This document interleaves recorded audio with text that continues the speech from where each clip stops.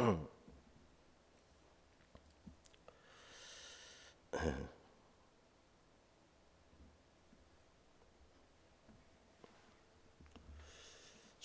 1절에서 7절은 너는 죄를 다스릴지니라.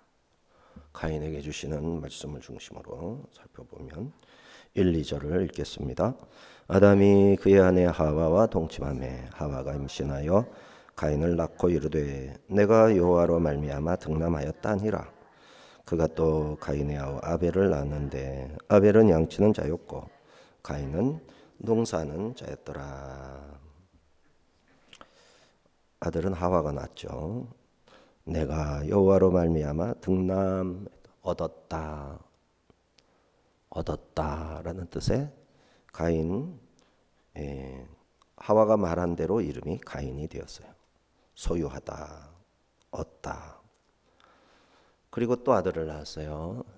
연년생일 수도 있고 또 한 몇 년 있다가 낳았을 수도 있고. 둘째 아들은 아벨입니다. 아벨은 헤벨에서 나와서 숨 또는 허무함, 안 보임, 이렇게 있는가 없는가, 이렇게 안 보이잖아요. 숨은 근데도 있지만 이런 뜻. 아벨이 뭐 하고 살았나?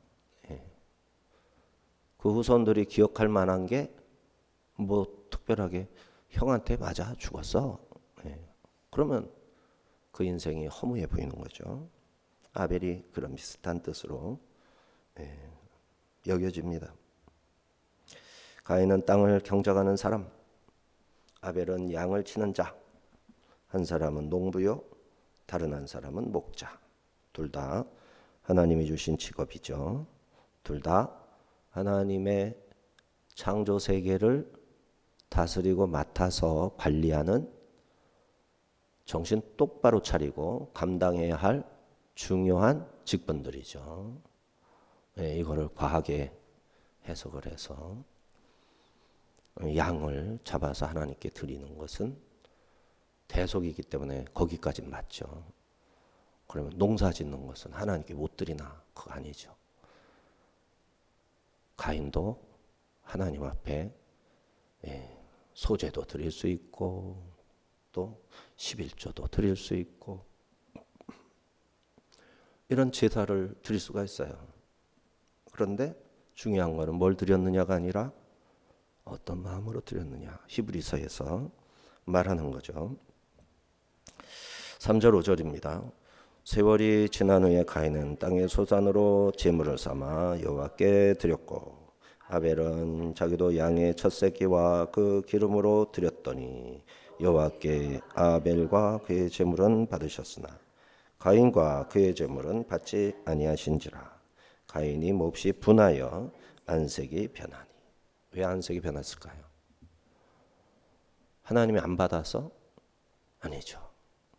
하나님이 받을 수 없게끔 마음을 먹었고 행동했기 때문에 하나님이 안 받으셨고, 그 결국은 뭐 때문에 분하게 된 겁니까? 자기 마음이 온전하지 못했기 때문에 분하게 된 거죠. 하나님이 안 받으셔서 분하게 된 게 아니라 하나님이 못 받으시도록 옳지 않은 마음으로 재물을 가지고 하나님께 나온 거죠. 자기 죄를 씻어야 되는데 회개도 하지 않고. 그러니까 뭐만 보이는 거예요? 비교, 그죠?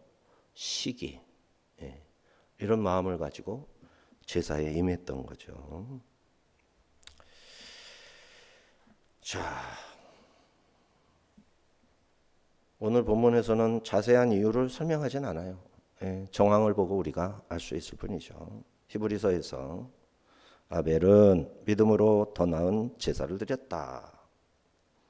제사 드리는 마음과 자세가 달랐다 밝히고 있죠. 아벨은 믿음으로 제물을 드렸다. 믿음이라는 게 뭡니까? 신뢰죠. 나중에 이제 대속의 믿음까지 이렇게 디테일하게 표현할 수 있게 되는 거죠. 근데 쫓겨난 당신은 더 생생한 거죠. 하나님의 일방적이고 넘치는 사랑으로 나를 용서하시고 받아주시길 다시 에덴으로 돌아갈 수는 없는 것일까? 그렇게 되기 위해서는 하나님이 긍휼을 베풀어 주셔야 되는데 이런 마음이 지금보다도 월등하게 간절했을 거라고요.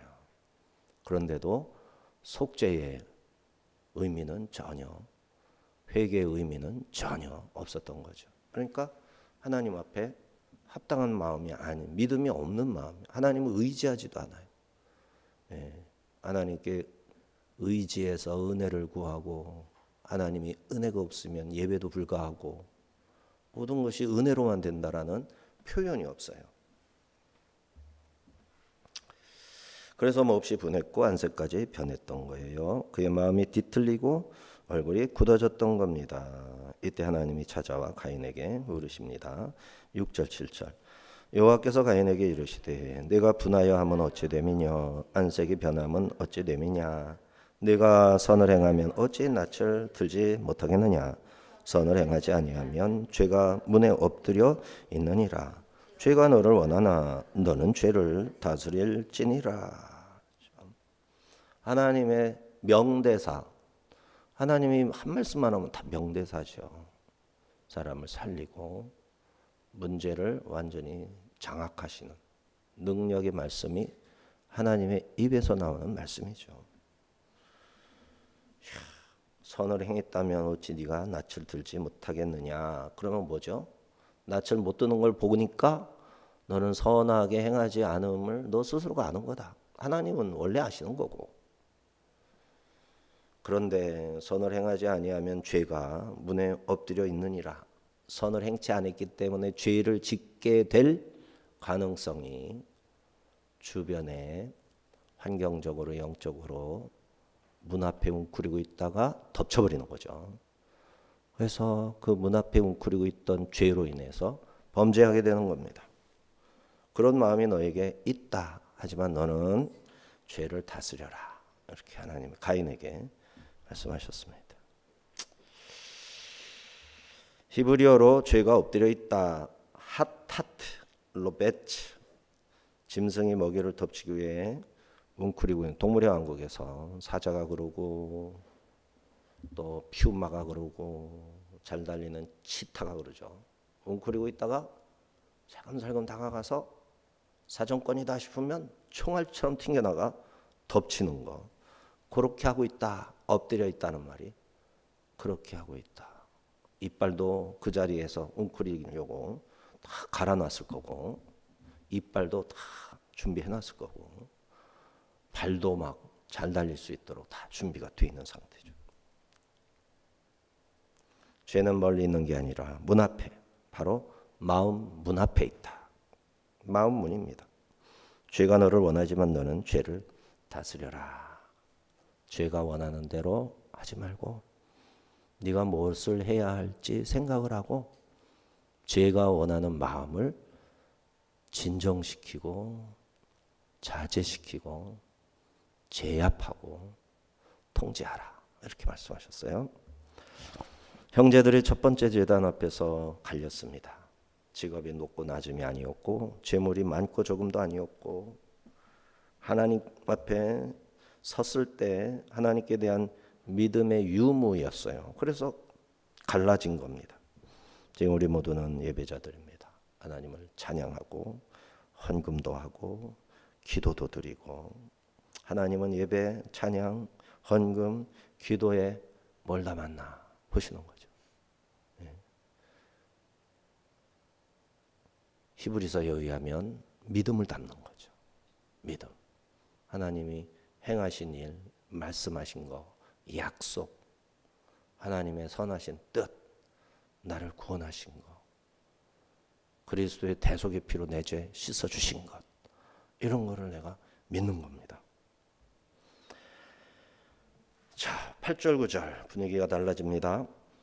같이 읽습니다. 가인이 그의 아우 아벨에게 말하고 그들이 들에 있을 때 가인이 그의 아우 아벨을 쳐 죽이니라. 여호와께서 가인에게 이르시되 네 아우 아벨이 어디 있느냐? 그가 이르되 내가 알지 못하나이다. 내가 아우를 지키는 자니까. 인간이 죄를 짓는데 많이 담대해졌죠. 처음에 하나님께서 자기에게 책망을 하시고 아벨의 제사는 기뻐하는 것을 보면서 제물을 받아서 불을 붙여서 불을 살라주었잖아요. 주셨잖아요. 그걸 보면서 시기심이 가득했어. 근데 아벨을 보니까 미워 죽겠는 거죠. 시기심으로 분노가 들끓었어요. 들로 불러내어서 쳐 죽이고 맙니다. 그리고 아벨의 소재지를 묻는 하나님께 노골적으로 불편합니다. 아담은 자신을 찾는 하나님께 하와를 핑계 댔었죠.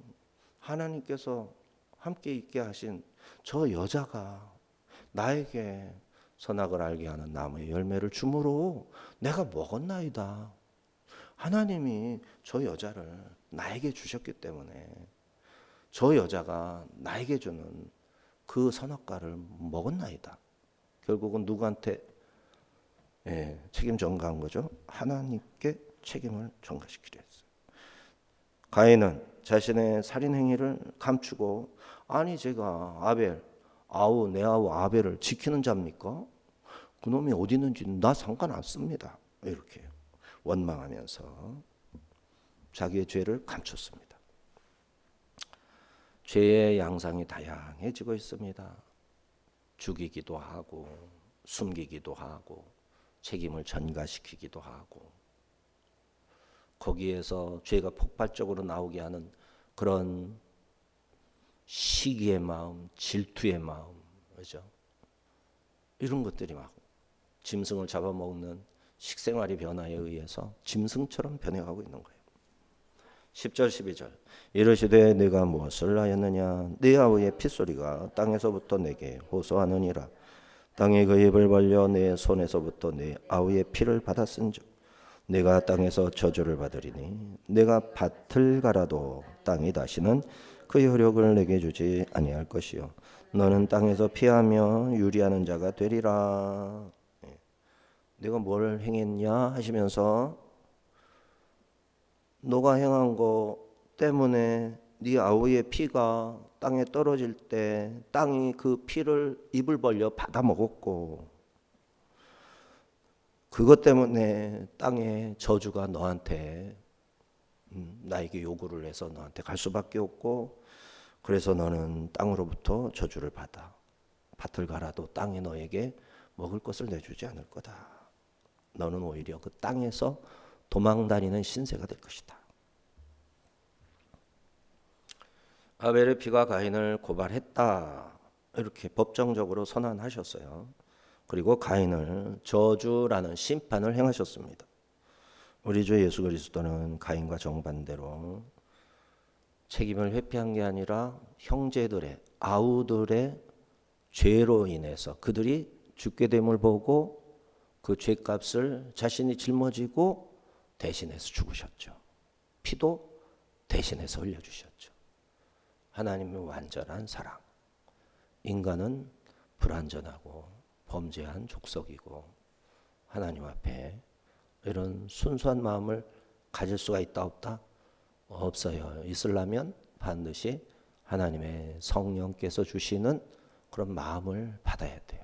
영을 받아야 되고 그 은혜를 받아야 되고 그래서 겸손할 때 하나님이 그 마음을 주시는 거고 겸손한 영의 은혜를 주신 하나님으로 인해 순수할 수도 있고 물론 실수도 할 수 있고 그러는 겁니다. 아벨의 피는 심판을 불렀어요. 심판해달라고 부르짖었어요. 땅에 떨어지면서 예수님의 피는 저들의 죄를 묻지 마시고 사하여 주옵소서 대신하는 용서와 구원해달라고 부르짖었죠. 완전히 다르죠. 첫사람 아담과 둘째 아담의 차이가 이렇게 극단적입니다. 오늘 우리 안에서 비교, 경쟁, 질투, 분노, 형제자매를 향한 미움 이런 것들이 내 마음을 다 차지하기 전에 십자가의 피 앞으로 우리가 나가야 됩니다. 그리고 주님 제가 내 형제를 지키는 자로 살게 하소서. 가인은 내가 내 아우 아벨을 지키는 자입니까? 따졌지만 내 아우를 지켜서 범죄하지 않고 실족하지 않게 하는 자로 살게 하소서. 그렇죠? 그러니까 성경에 나오는 원초적 이런 기도, 이런 간절한 호소를 보면 우리가 얼마나, 그죠? 이렇게 뜬구름 잡는 식으로 초점을 잃어버린 채 신앙생활하는지 분명해지잖아요. 이렇게 기도해야 되잖아요. 아벨처럼 가인처럼 하나님께 대들 게 아니라, 원망할 게 아니라, 예수님처럼 형제들의 죄를 싸매는 그런 일을 할 수 있는 역할을 하게 해달라고, 그렇게 저들의 죄를 사하여 주옵소서, 이런 기도. 그거를 그냥은 못하죠. 성령의 은혜와 능력으로 하는 겁니다. 13절 15절 가인이 여호와께 아뢰되 내 죄벌이 지기가 너무 무거우니이다. 주께서 오늘 이 지면에서 나를 쫓아내시온즉 내가 주의 낯을 배웁지 못하리니 내가 땅에서 피하며 유리하는 자가 될지라. 물은 나를 만나는 자마다 나를 죽이겠나이다. 여호와께서 그에게 이르시되 그렇지 아니하다. 가인을 죽이는 자는 벌을 7배나 받으리라 하시고 가인에게 표를 주사 그를 만나는 모든 사람에게서 죽임을 면하게 하시니라. 신기한 표죠. 얼굴에다가 무슨 도장을 이렇게 딱 찍어놨을 거예요. 여기에다가 이 사람을 죽이는 자는 벌을 7배나 받을 것이니라. 근데 그렇게 꼭 문서로 해야만 아는 게 아니죠. 여기에다가 뭔가 표시를 하나 해놓으면 그 표시가 주는 뜻을 보는 사람이 메시지로 들어서 아는 방식, 이런 게 하나님께는 가능한 거죠.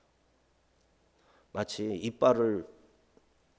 이빨이 나와 있는 짐승을 보면 막 이빨이 발톱이 막 나와 있는 그런 야생 동물을 보면 순간적으로 우리는 몸을 숨기자, 아유 큰일 나겠다, 이런 게 메시지가 그냥 바로 오잖아요. 그래서 조심하게 되고 숨게 되고, 방식으로 가인의 어딘가에 이 사람을 건드리면 7배나 벌 받는다. 마치 독사들이 시뻘건색하고 노란색하고 이런 걸로 막 색깔이 막 집어넣어 놓으면 와 이거 독 있구나.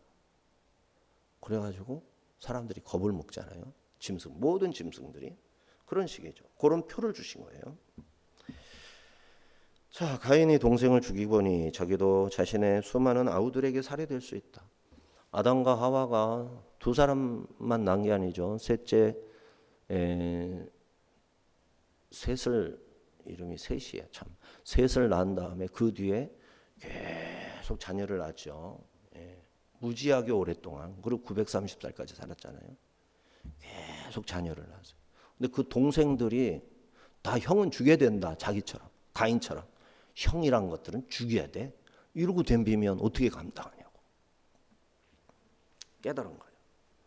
자비를 구했던 거죠. 그러나 하나님이 그런 일은 없다. 표를 주겠다.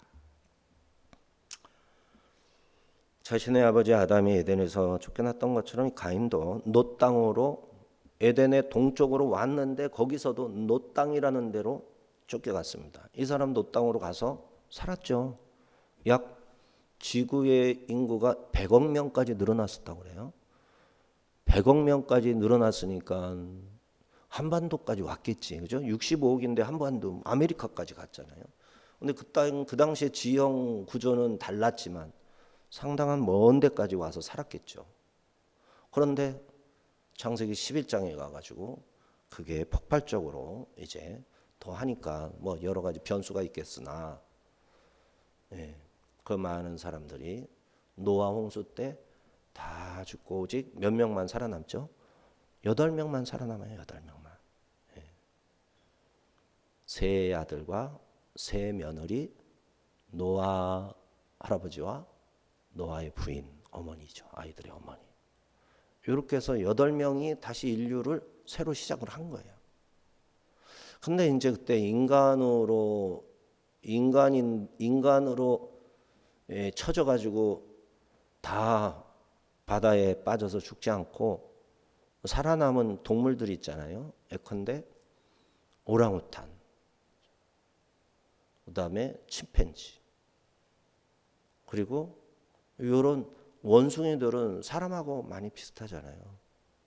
헤엄도 잘 못 치고. 그러면 이제 노아 홍수 때 사람으로 인정되지 않는 짐승 같은 어떤 특별한 존재들은 뭔가 특별하게 그 원숭이들이 어떻게 살아남듯이 살아남을 수는 있지 않았을까, 이렇게 생각도 해보는데, 노아 방주에 들어갔기 때문에 그 들어간 그 동물들만 후손을 보았다. 그리고 어류들은 물속에 있었기 때문에 그들은 후에 번성할 수 있었다. 이렇게 쉽게 볼 수가 있죠. 그러나 과학자들은 뭐 세심하게 찾아서 또 연구해서 우리가 놀랄 만한 이야기들을 해줄 수도 있겠고요. 자, 심판 중에도 하나님의 자비는 여전하셨습니다. 살인자일지라도 자비를 호소하니 하나님이 어떻게 행하실지 보여주셨어요. 하나님께서 징계하신다고 여겨질 때 어떻게 해야 할까? 징계의 가시밭길을 걸을 때라도 용서와 자비를 구하는 기도만큼은 계속해야 함을 알 수 있습니다. 16절 18절입니다. 가인이 여호와 앞을 떠나서 에덴 동쪽 롯 땅에 거주하더니 아내와 동침함에 그가 임신하며 에녹을 낳은지라. 가인이 성을 쌓고 그의 아들의 이름으로 성을 이름하여 에녹이라 하니라. 에녹이 이랏을 낳고 이랏은 무야엘을 낳고 무야엘은 무드사일을 낳고 무드사일은 라멕을 낳았더라. 자, 가인이 여호와 앞을 떠나 에덴 동쪽 롯 땅에 거하게 됐죠. 거기서 아내를 얻고 성을 쌓고 자손도 낳았고 외형적으로 많은 발전이 있었어요. 문명도 발전했겠죠. 원시적인 삶이 아니라 보다 인간의 지혜로 아마 좀 이렇게 잘 살았겠죠.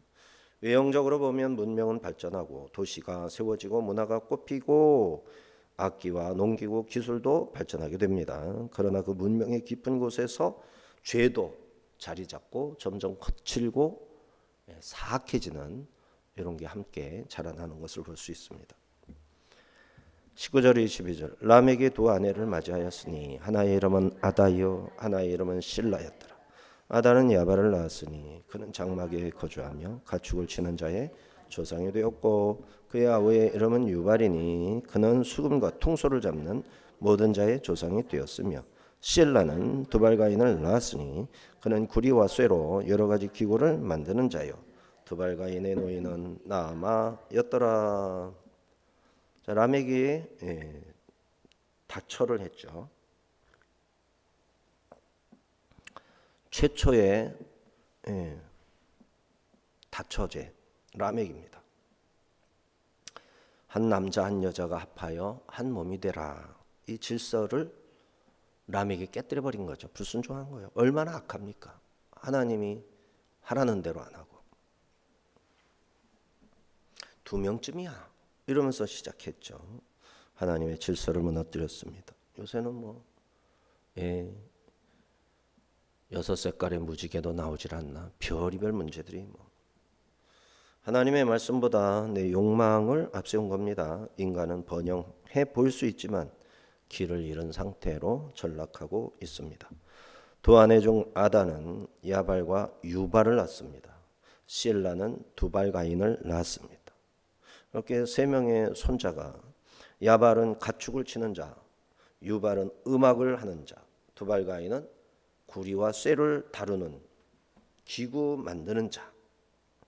그에게는 여동생이 있었어요. 나아마, 실라의 아들과 딸이죠. 문제는 유발의 악기로 하나님을 찬양했다라는 기록이 없어요. 악기를 만들어가지고 찬양을 했으면 얼마나 좋았을까. 하나님께 드려졌다라 기록이 없습니다. 문화는 발전했지만 예배는 사라졌습니다. K-팝이 엄청 발전. 와, 우리 이제 신영균 장로님의 손녀잖아요. 얼마나. 근데 이 아이가 이제 어느 순간 깨닫겠죠. 할아버지의 신앙을 생각하겠지. 그러면서 회개하고 내가 이 문화를 가지고 세상이 타락하고 범죄하는데 일조하는 일은 하지 말아야 되겠다. 이러면서 하나님의 뜻을 찾기 시작하면 얼마나 귀하겠어요. 근데 일단 들어서면 나오기는 어렵죠. 과연 어떻게 될지 몰라요. 아직은 반듯한 청년이 아니라 애기 엄마인가 어쩐가 모르겠네요. 자, 기술도 늘어났고 문화도 발전했는데 기도 소리가 안 들립니다. 인류의 힘이 비약적으로 커지니 하나님이 필요 없는 것처럼 행동하기 시작해요. 대한민국이 힘 좀 생기고 막 무기를 막 서로 사겠다고 돈보따리 싸들고 찾아오니까 미국 필요 없대. 미국 필요 없대. 미국 때문에 분단됐대. 분단은 중국 때문에 된 거지. 북한이 러시아 때문에 이게 북한이 나눠진 거 아니에요? 미국은 하나 만들려고 이승만을 도와주려고 했는데 그 당시 태평양 전쟁 이거를 수습하는 과정에서 전쟁을 하루속히 종지부를 찍으려니까 그 서둘러서 그런 결정을 내렸던 거 아니에요? 우리 힘이 약해서지. 그거를 미국 탓을 하고 모든 것을 미국에다가 프레임을 씌워가지고 미국을 없애야 된다. 이재명이는 중국까지 건너가 진평이 형 우리 둘이 힘 맞춰가지고 힘을 모아가지고 저기 트럼프 작살냅시다. 지금 이거 하러 갔어요. 이거 참나 얼마나 이 위험한 이 생각 어리석음 거짓 사람의 생명을 귀히 보지 않는 얼마나 악합니까? 근데 그 악함이 다 용서가 되나 봐. 어? 우리나라 성도들이 이재명이 그 악함이 다 용서가 되나 봐. 하나님인가 자기가 왜 용서를 해? 악한 거는 악한 거지. 그를 사랑하면 죄를 지적하고 잘못됐으니 지옥 가니까 회개하고 돌이켜 천국 가야 될 거 아니냐. 이게 그를 사랑하는 거지. 그가 거짓말하는 것을 잘했어. 이거 교회가 지금 타락하고 있는 겁니다. 아주 극도로 타락한 도저히 이 대한민국 한국 교회가 존재할 이유를 잃어버린 상황입니다. 성도들이 이 위기를 전혀 감지를 못해요. 목회자들도 얘기해보면 이 위기의식이 없어요. 예? 교회마다 어떻게 교회가 돌아가고 있나 하나님의 말씀을 얼마나 제껴놓고 인본적이고 인간적인 생각으로 교회를 운영하고 성도들을 대하고 돈벌이 수단으로 여기는 자들에 의해서 교회가 장악이 되어도 그거를 교회법으로 해결해야 된대. 기도로 영적으로 몰아내야지. 그러려면 어마어마한 기도를 해야지. 이게 없어요. 이게. 이렇게 힘이 커질수록 죄를 제어할 수 있는 영적 기준이 없을 때 그 힘은 폭력과 교만의 도구가 되고 말 겁니다. 문명은 인간을 보호하지 못합니다. 기술은 인간을 구원하지 못합니다. 하나님을 떠난 진보는 결국 더 정교한 멸망의 길이 될 뿐임을 잊지 말아야 됩니다. 23절 24절 라멕의 아내들에게 이르되 아다와 실라여 내 목소리를 들으라. 라멕의 아내들이여 내 말을 들으라. 나의 상처로 말미암아 내가 사람을 죽였고 나의 상함으로 말미암아 소년을 죽였도다. 가인을 위하여는 벌이 700일진데 라멕을 위하여는 벌이 77배1이로다 하였더라. 자, 허세를 부린 거죠. 내가 둘이나 아내를 둔 사람이요 이러면서 내 아내들아. 우리 5대의 할아버지 5대족께서는 7배의 벌을 줄 것이다라는 표를 받았는데 나는 77배일 것이다. 자기가 자기에게 표를. 그건 무슨 표죠? 그냥 포악을 행하는 거지. 너 눈 안 깔아? 이놈 봐라. 사람이 많으면 시범케 있어. 너 눈 깔아 이놈아. 별로 잘못한 거 없는데도 뒤집어 씌워가지고 지금 다 가스라이팅 하는 거야. 이 자식이야. 왜 두들겨 패고 너도 한 대 쳐. 너도 한 대 쳐. 이렇게 공포 분위기를 만들면 인간은 어리석어서 빠져드는 거예요. 이렇게 해서 이 라멕이 얼마나 악한 겁니까? 그 강무 또한 악인이 되고 말았습니다. 가인은 두려움 속에서 나를 만나는 자마다 나를 죽일 것이다 하며 떨었는데 야 이 라멕은 떠는 게 아니라 자랑을 하고 있어. 자랑을. 가인의 길은 결국 폭력과 보복의 문화로 이어지고 말았습니다. 라멕의 잔인성, 호전성, 탑을 쌓아 하나님께 도전한 리므롯 시대의 교만으로 발전하는 거죠. 문화의 발전이 하나님을 배신하는 방향이 되지 않도록 늘 분명한 목적을 정립해 놓아야 합니다. 그래서 이 경고하는 나팔수 역할을 해야만 진짜 크리스찬이다 알아야 됩니다. 이 말을 하지 못하는 자는 범죄하는 자들의 손을 잡아주는 것이고 그들을 응원하는 자가 되는 겁니다. 제가 뭘 할 수 있습니까? 뭘 못해? 기도할 수 있잖아. 칼을 들고 탱크를 몰고 가는 것보다 더 강력한 힘이 뭔데? 기도해서 하나님의 천사를 움직이는 게 더 강력하다는 걸 네가 성경에서 안 봐서 그딴 소리 해? 이게요 변명의 여지가 전혀 없어요. 사단 편에 손잡아주고 어둠 편에 선자들이 침묵하는 겁니다. 정신 똑바로 차려야 됩니다.